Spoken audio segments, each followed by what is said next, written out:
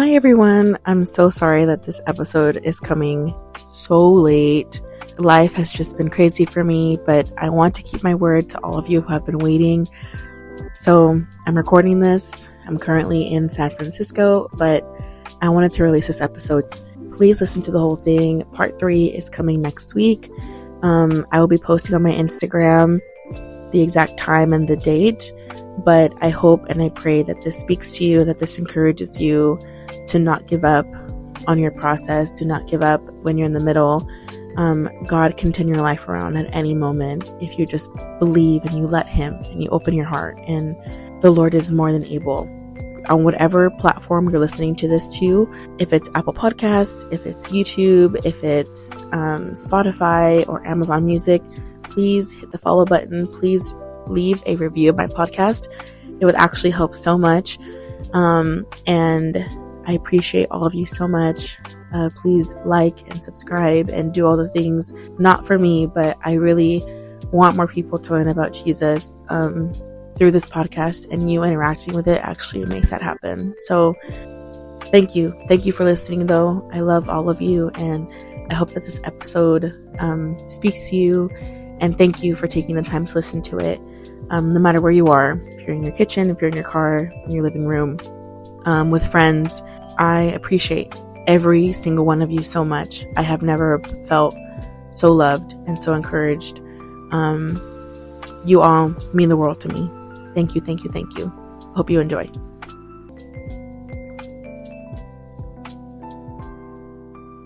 Is the first thing that you experienced, was it like, I'm questioning my sexuality? Mm-hmm. Or was it like, I'm questioning my, like me?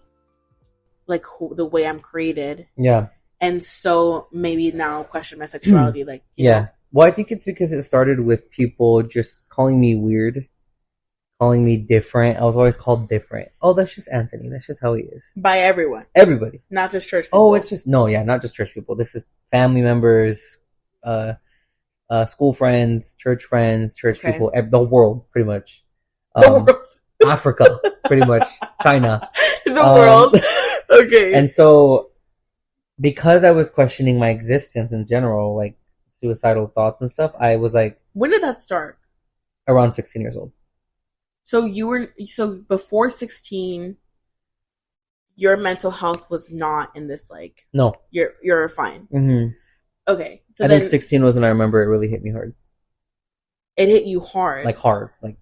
Like but ran did over you by have... a semi, needing a chiropractor, some surgery. Okay, but before that... Attach some tendons again, like all that stuff.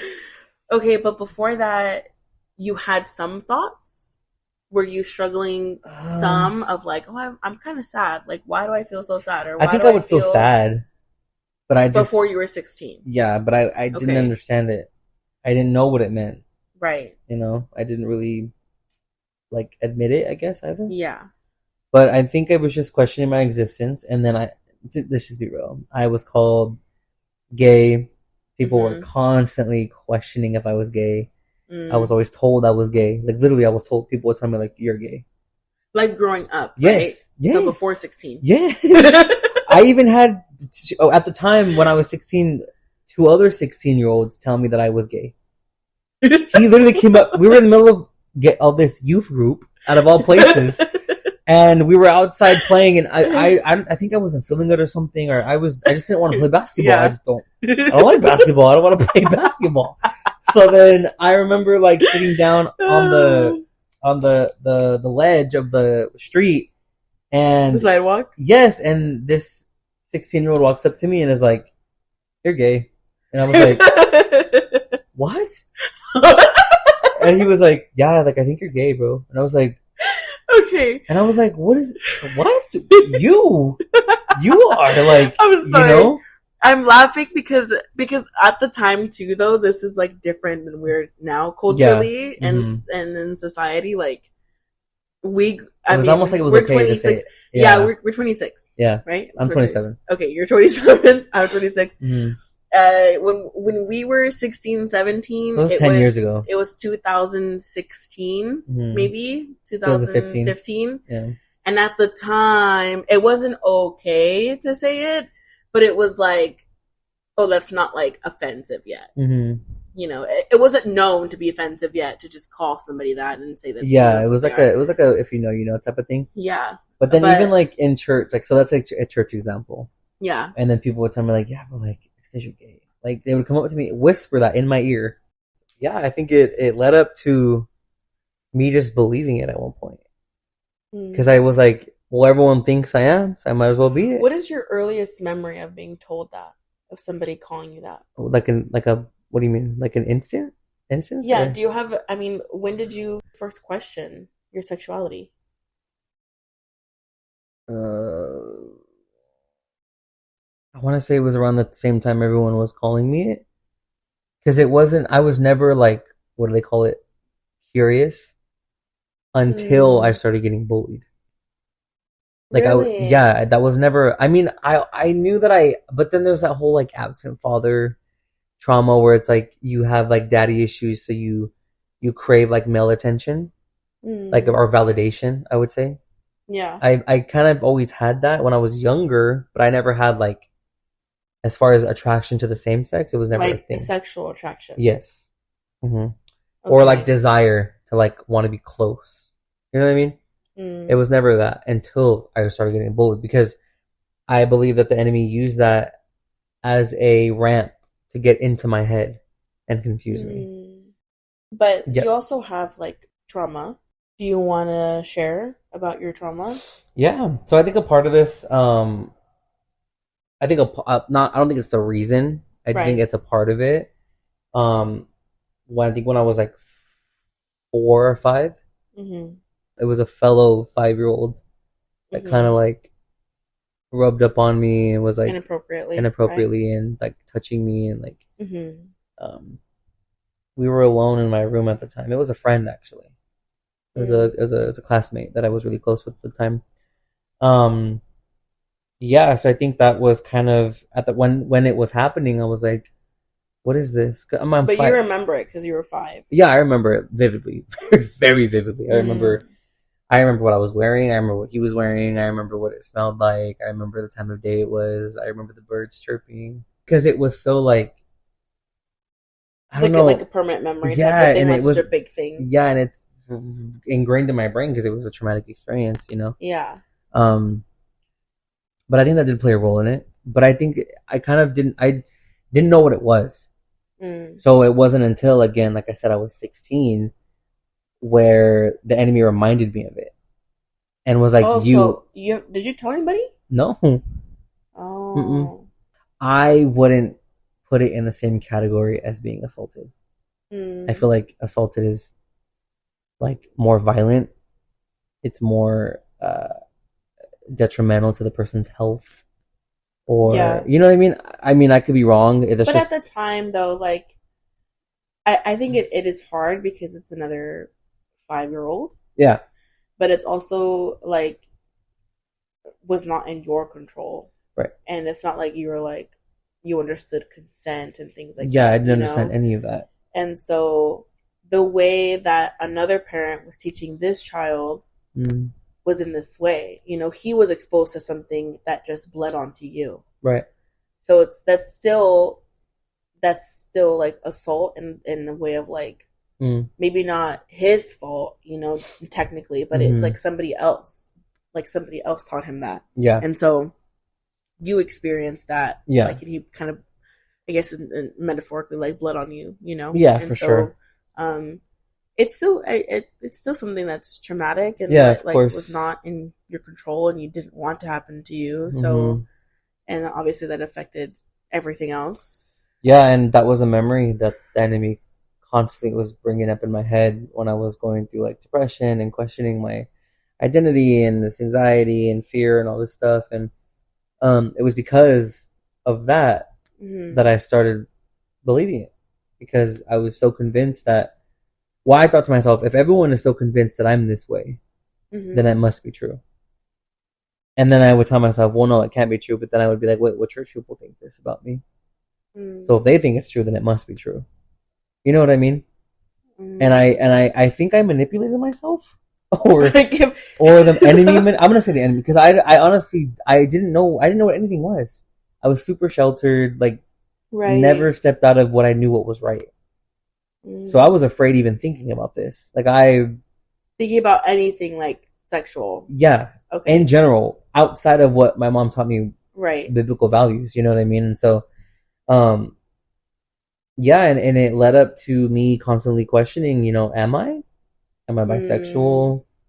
Am I gay? Like, what am I? You know what I mean? Am I just like going through a phase? Is it going to die out? And later that same year, around 16, I remember I was exposed to pornography.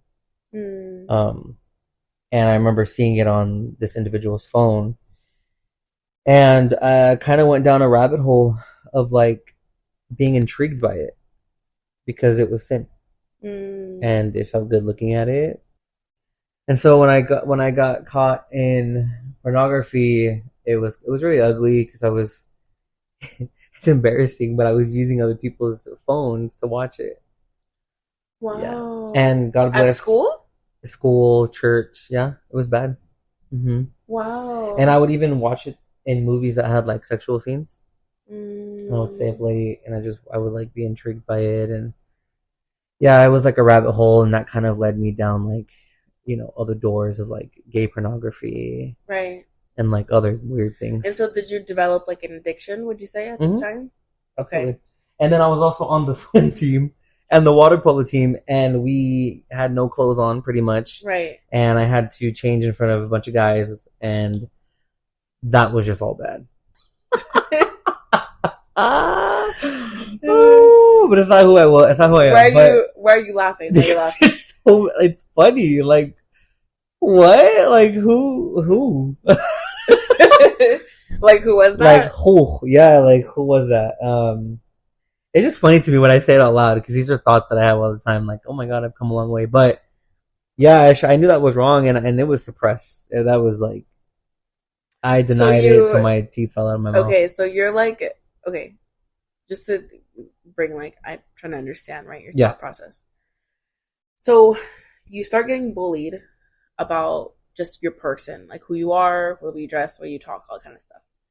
And then you question your identity, and you're questioning your sexuality in the process. And then that kind of leads you to thinking like, am I?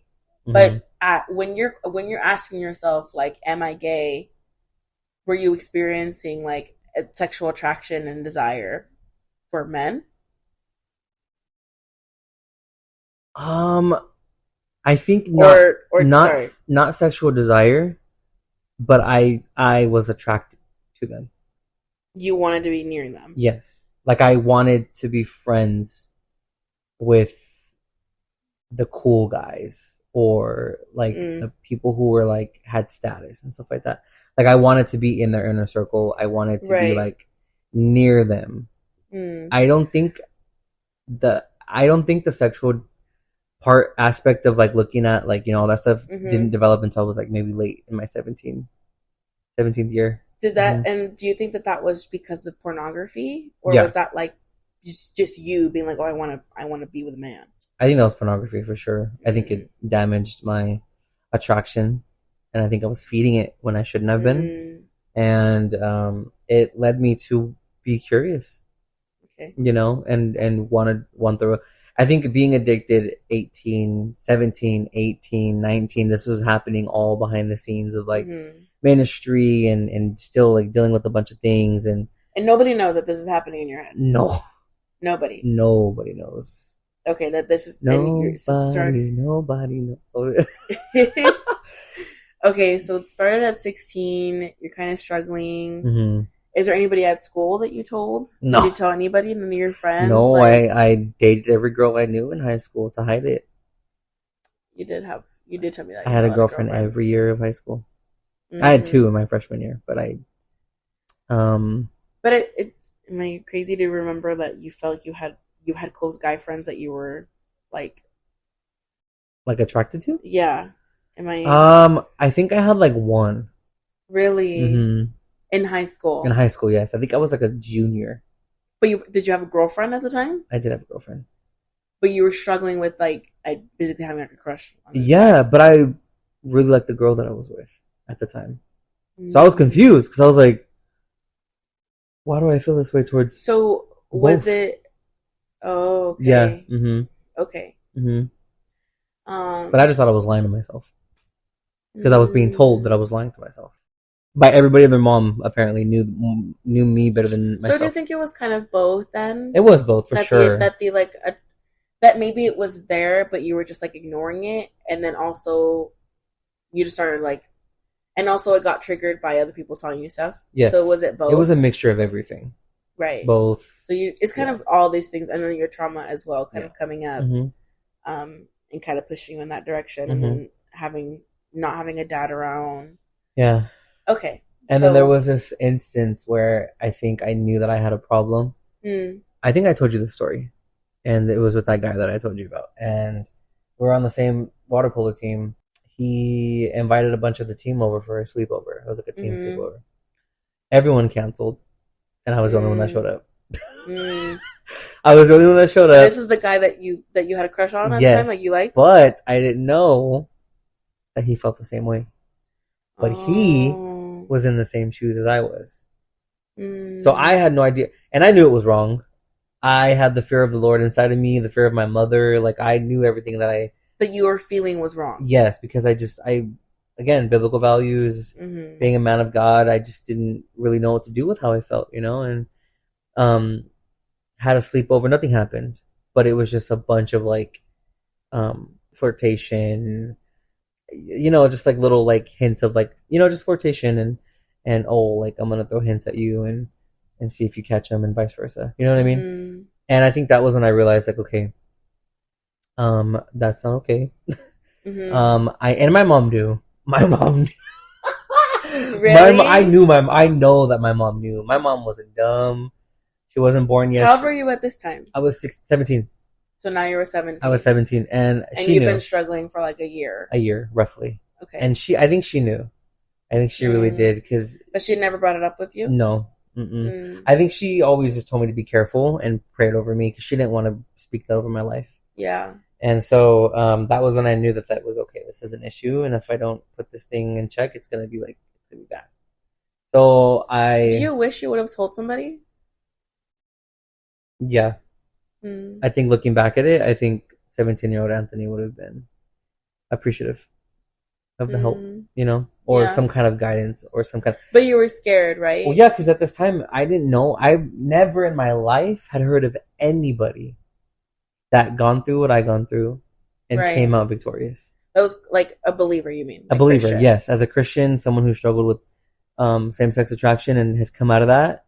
Never. I thought, even though I was a believer, I thought that if I was going to be gay, that was it. There was no anything else for me to choose from. I had to live that life. It was end of the end. Yes. Like there was no way of coming out of it. There was no way out. I just had to deal with it. I had to hide it for the rest of my life. All of that. But that's kind of like that's also like a fruit of the religiousness of the church you were at, right? Of like the fact that you weren't taught about how to handle, not handle, I guess, but like pray through that kind of like struggle. Because I mean, now we understand that like same-sex attraction in itself is just also just sin. Yeah, it's lust. Temptation. You have to just deal with. You have to pray through.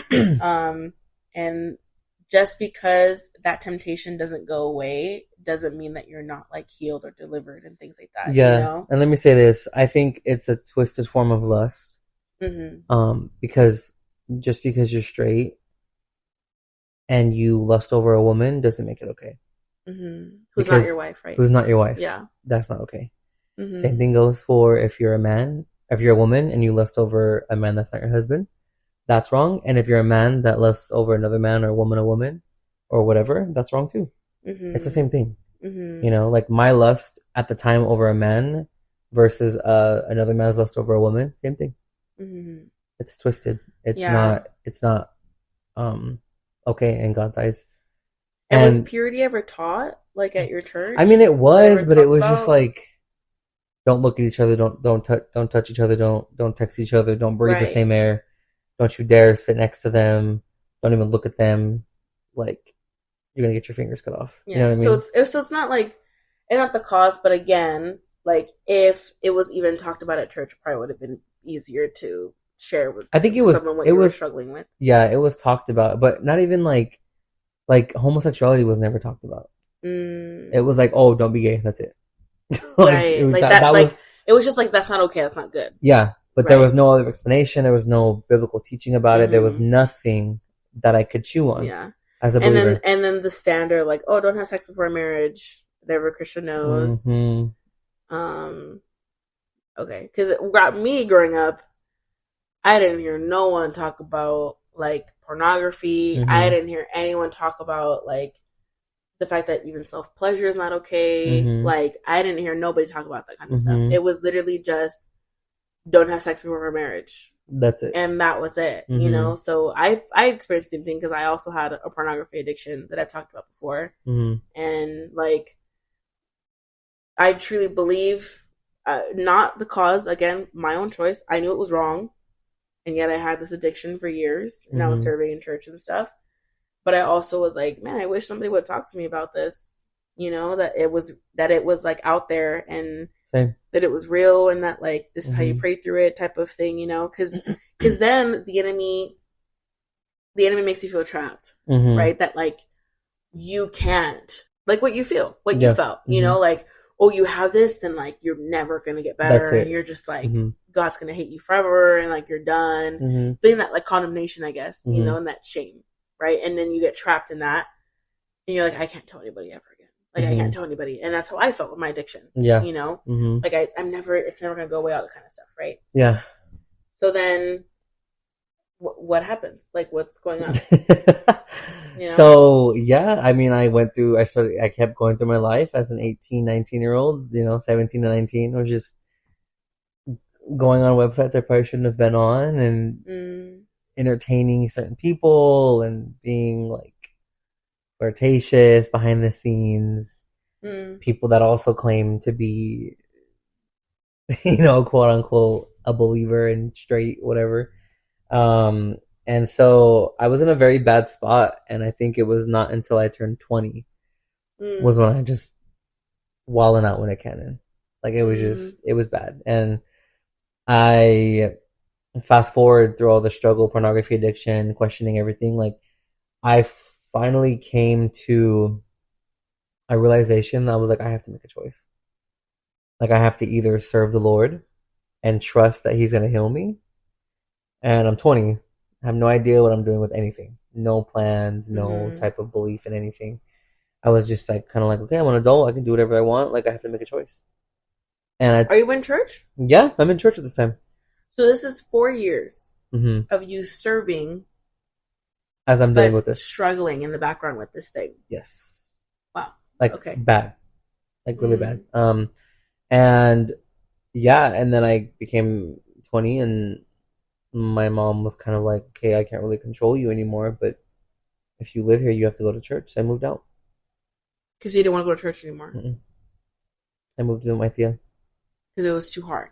Yeah, and I just didn't want to be a part of church. I hated people. I hated church. I hated God at the time. Because of everything that you felt. Because of the bullying, because of the isolation, the constant questioning of who I was. And when all this happened, I was like, you know what? All right. I'm going to make a choice. And as I was still serving, mind you, made a choice to get into a same-sex relationship with another man. And I was serving blindly because I felt like I just was going to church to fill in a spot. And then I would go to a revival. And then after the revival, go hang out with my boyfriend.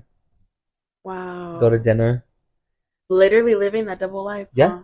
Like Hannah Montana, like both worlds type of issue. You know what I mean? Like I was literally, and did you feel the conviction though? Did you feel the conviction when you? I think when I first started, no, because I was like, this is who I am. I'm convinced this is who I am. You're just like feeding, I'm all flesh. Like, yeah, I'm all. I fed into my flesh, and it felt good.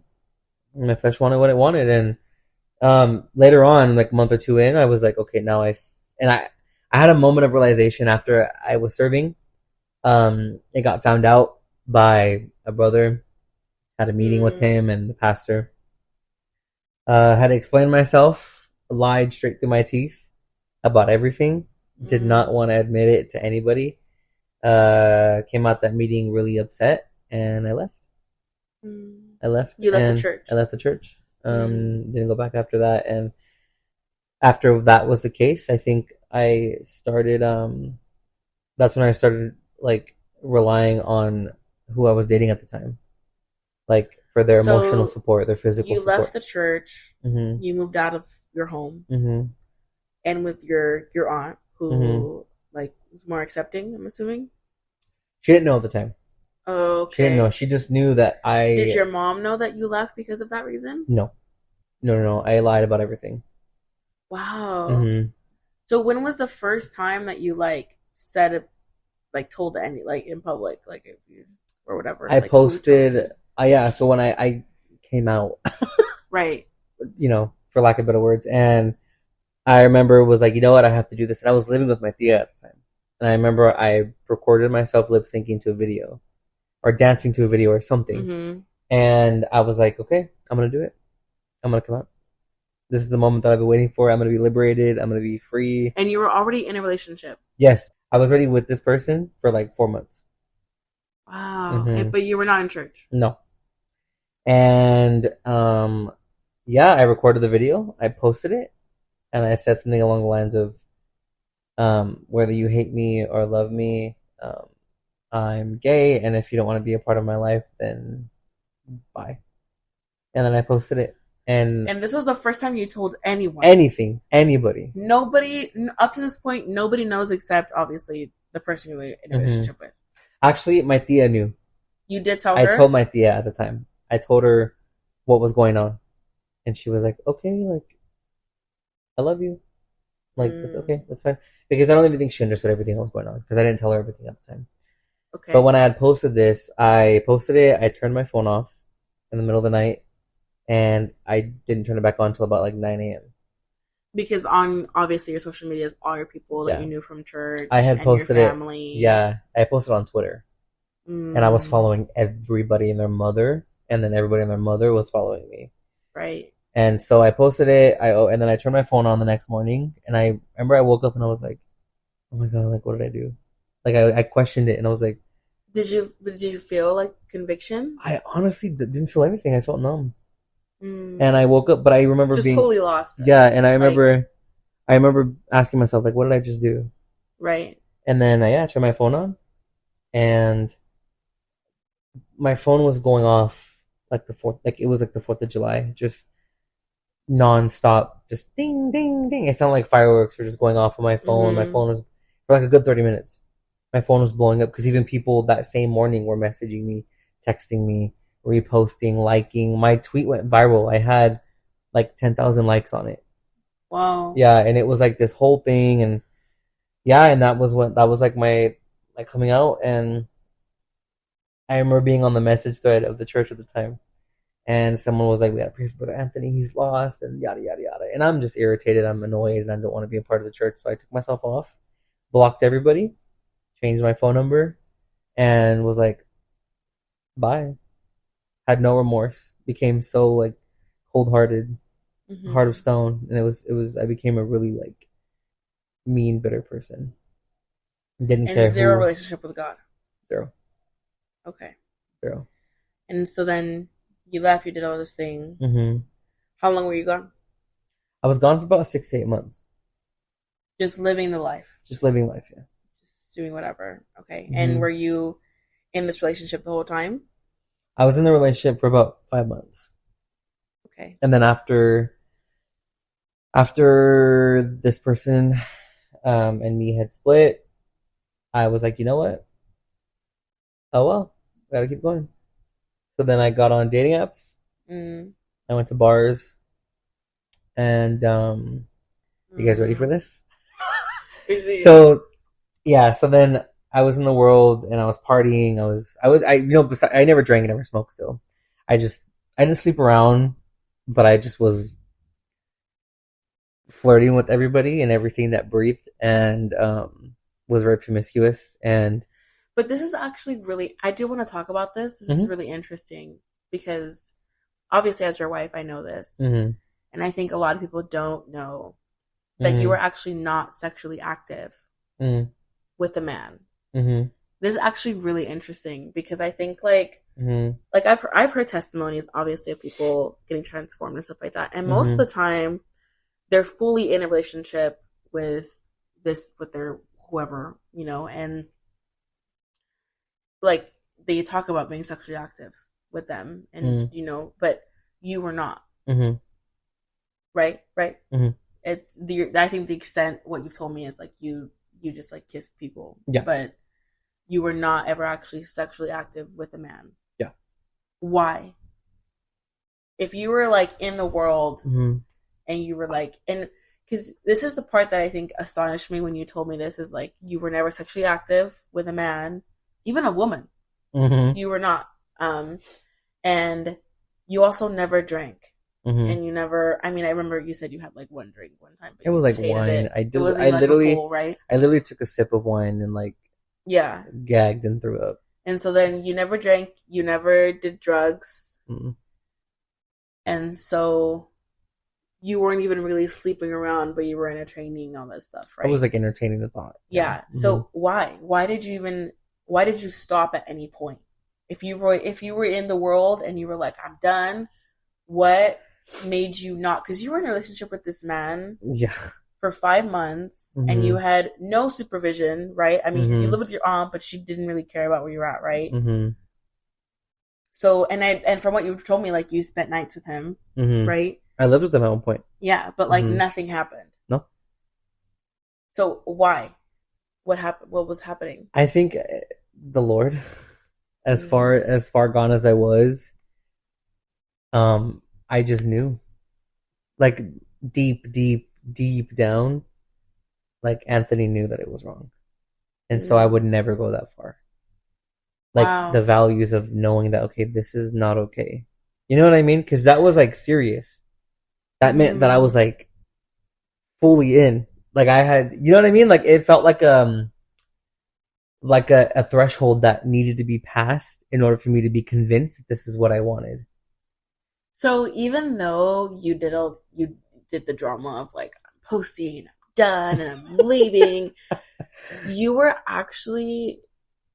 This is like so interesting to me because even then, it was like you knew that was something you could never undo. Yeah. And get back. Mm-hmm. And so you were still in this place of like, I just want something, but I'm not getting it here. Yeah. And I continued searching. Yeah. I did. I went on 80 million dates with 80 million other guys.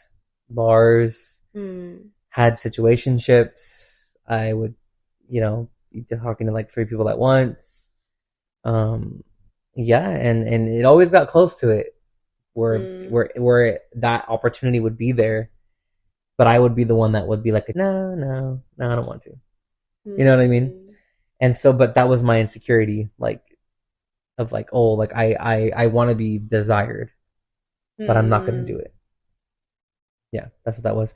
And it wasn't until I was on this last date with this guy that I met online, and we were at a bar, a famous gay bar in Riverside, and I was sitting there and super miserable, just depressed, just trash, just realizing gone. like you were, none of this worked. No, just hated everything, hated my life, like. Had nothing going for me. Wasn't in school. And this is so crazy because like you leaving the church is like, I hate church and I hate everybody here, and you're like, I'm gonna love over there. I'm gonna love the other side. I'm gonna go find love in the community that's all about love. Right, and you didn't find it. No. Mm-mm. So now it's just everywhere you look was just like, I hate everybody. Yeah, because I think at one point the monolith of like LGBTQ and believing in the movement and believing in the community was like all I was. I went to like a pride festival. I wore like booty shorts, tank tops. I had like, I was very obvious out there. Yeah. And this is actually so, I Thank God I never documented any of that, but it was out there, you know, like. But this is really interesting because this is the kind of society we're growing up in, where it's like accept everyone and love everything, and whatever you want to do, you do it, you know. And it's like, it's crazy because you are experiencing, because this is also a different kind of testimony than people who, like, I want to say, I mean, just as an example, like Jackie Hill Perry, who talks about her testimony. Yes. Like, if you don't know who she is, like, love Jackie Hill Perry. Yeah, like she's a believer, she's Christian, she's married and has kids and everything, but she came out of like a same-sex attraction testimony as well. And will say herself to this day that the only man she's attracted to is her husband. And so, but she, from my recollection, has described her testimony as like from when she was little, like her earliest memory, she remembers being attracted to women and realizing like, oh, I think I like this, you know. And she was full blown in the life, like had a full relationship. She talks about she was a stud and everything. And so your testimony is so different in that, like, you were fully acting like a gay man, and like, I'm dating men and things like that. But a part of it was also like the culture of us growing up was like when same-sex marriages were being legalized, and they were just legalized. And everybody was like, rights for like homosexual everything. people, and like rights LGBTQ plus, like, you know, became a thing. Us growing up, we saw LGBTQ plus become a thing. Yeah, it was a movement. Like, it wasn't a thing for people before us, like generations before us. It was like our generation that saw that. And so that in itself was a huge influence for you wanting to go into the community, because you weren't finding love anywhere in groups. And so it wasn't just like, I'm questioning my sexuality. It was like, I want to be accepted. I want to be loved. So I'm going to this community because that's what I want. And that's what they say that they have. Yes. And don't get me wrong, like, I'm not glorifying the sin. I'm not glorifying the people. Like, I did feel it. I felt accepted, but it's not what you think. It's a mask. It's a lie. A hoax, a facade. Like, it's not. And I'll be the first, and I'll say it boldly and say that's what it is. And if, you know, if someone who's listening to this doesn't agree with me and feels like it is, I ask that you truly just examine what it is you really feel, because it takes a lot of self-reflection to realize that it's a mask. And like, similar to Jackie Hill Perry, like, there was a moment she said in her testimony, I believe, where she said she was in the middle of doing something with this girl, and the Lord told her, like, you're gonna die in this if you continue walking. And I had one of those moments when I was sitting in the bar, and the guy that I was with was doing karaoke with the drag queen on the stage. And mind you, there's naked pictures on the walls. There's people in like underwear and tank tops serving drinks, like the full moment, you know? And I sat there, and I remember the Lord telling me, like, you're going to die in this if you keep going. And I told myself, I'm going to die in this if I keep going. And at that time, like a split second, like so quick, that prophetic gifting, I started looking around, and I blinked really quickly, and around the bar was a bunch of black smoke. It looked like black spirits that were just floating around laughing. And every time I would turn my head, the spirits were wrapped around these people. Just having a blast of manipulating people's thoughts and attractions. And I blinked really fast again, and it went away. And the Lord showed me, like, these people are lost.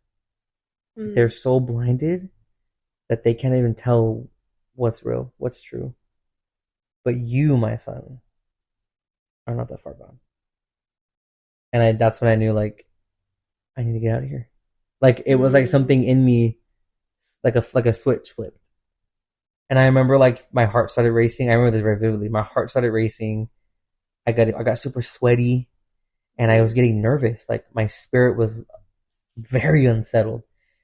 And the guy comes off the stage, and he's like, oh, like, you know, trying to, like, talk to me. And I was super just dry, super short, wanted to go home. And I was like, hey, like, I think I'm going to go. I don't feel good. And he was like, okay, whatever. I was upset that I left. And so I left. I walked out of the bar. And I remember feeling this just, like, giant just weight on my shoulders. and just holding it. And then I got into my car and just started crying my eyes out. Because I remember the Lord telling me, like, you're not far gone. You know who you belong to. You belong to me. I died for you so that I can carry your sins. And I remember telling God, I don't know, well, what does this mean? God, I have nobody to teach me what this even means to come out of this. I have nobody to walk alongside. I have nothing. Literally. I cut everyone off. I blocked everybody. I switched my phone number. I have no friends. So it's like this, like, how am I even supposed to find you again? Exactly.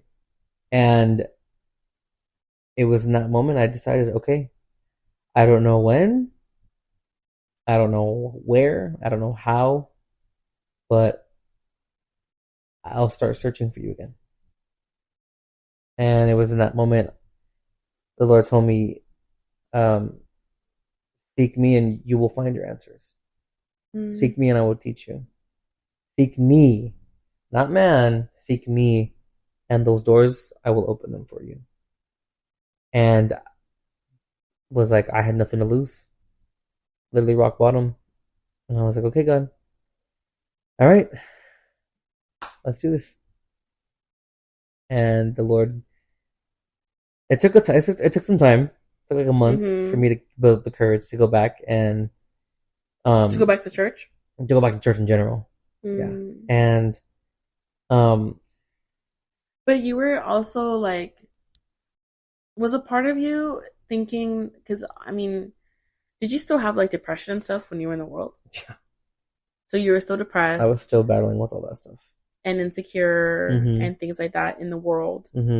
And so when you were sitting there and the Holy Spirit's calling you, were you like, this is like literally the last option I have?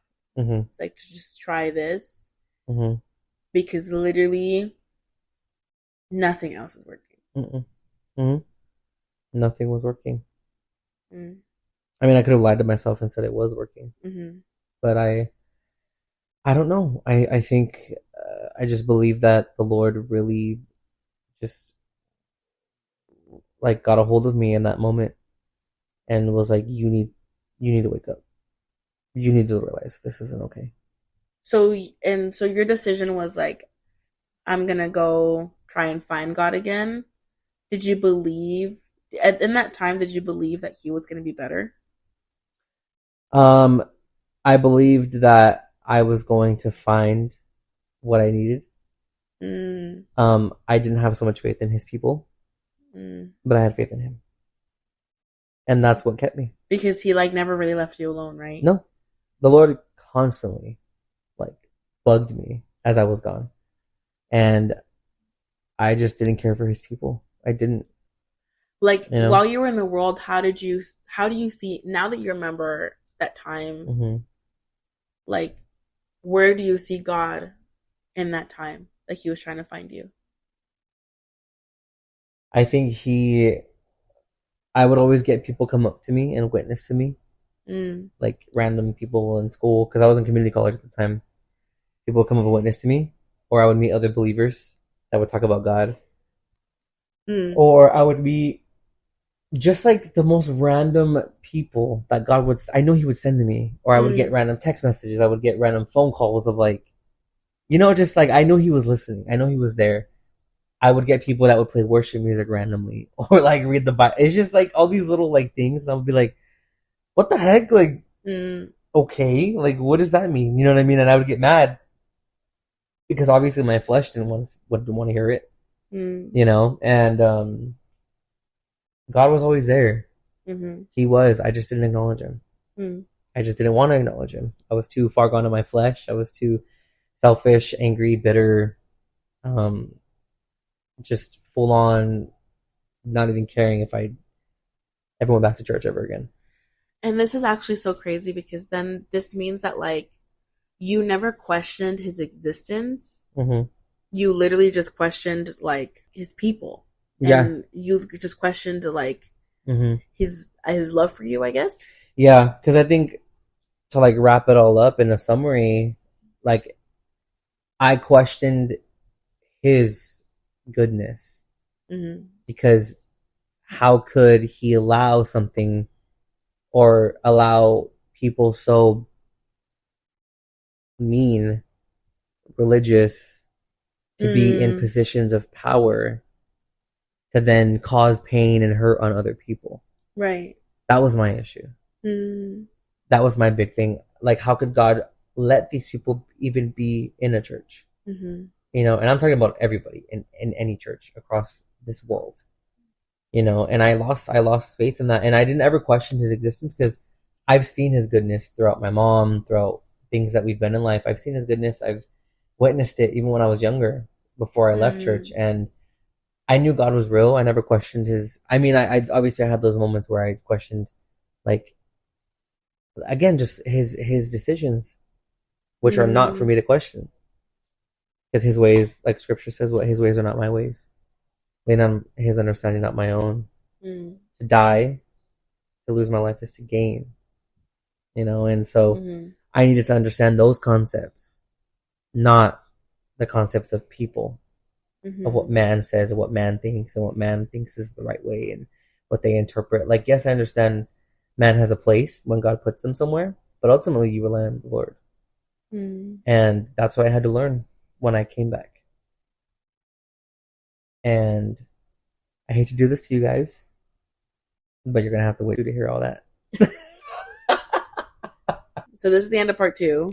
But so part 3, we can end it here. Yeah. And so part 3 will actually start at like a different conversation. Yeah. Because then we can go into how we met and stuff too. And what I learned and how I dealt with healing, and my God.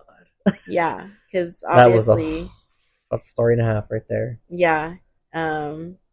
Because obviously, I mean, those of you who, I mean, he's married to me, so I mean, obviously he's fine now. Like, he's I made following God, you know.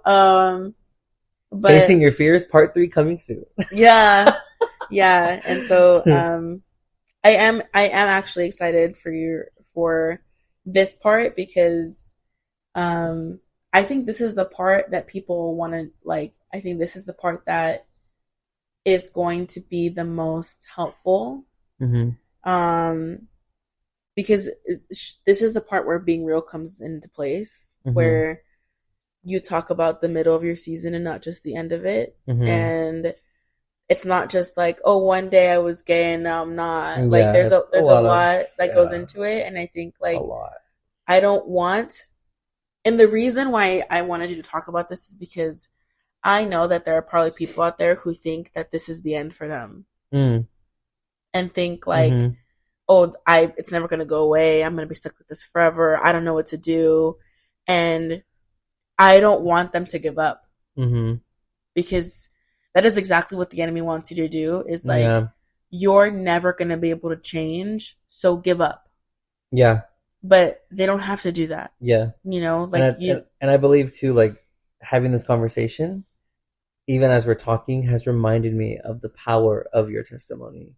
And has reminded me of the power of, like, of being able to share what God has done in your life. Not being afraid to be honest, and not being afraid to be open and vulnerable with other people. And that's taken me a long time to get here. Obviously, I have so many other, like, details I could share. I have so many other stories I could share, but I think the ultimate goal of this is to not glorify what I did or what I've been through, but to glorify how God has always been there from when I was a kid to even when I left. And to show that even people that you hold to a high standard, whether it's a worship leader or a pastor or, like, anybody in church that you have so much respect for, so much reverence for, like, oh, this is a good guy, this is an amazing guy, an amazing woman. There's a story behind them. And their story can strengthen your faith. Their story can show you the goodness of God through them, and how God has been faithful and how they've relied on him. And that's what I've done to this. Obviously it's the first halves, but yeah, you know, and there's a lot. I think, like, I'm excited for you guys to hear, because, like, what you're hearing right now is literally, like, he started in a place of, like, literally like hating church people. Mhm. And now now I think you actually give out so much grace Mhm. and understanding because the Lord has shown you that grace and Mhm. shown you that understanding and that patience. Yeah. And so you show it with others. But it was a process. And we'll talk about that the next time. Well, thank you for having me. I hope I made sense. I hope I was able to be honest and share what I could, and Mhm. I'd be able to, without going into like depth and details, kind of give the overall summary of my first half of my life. Yeah. So thank you for letting me share that. Mhm.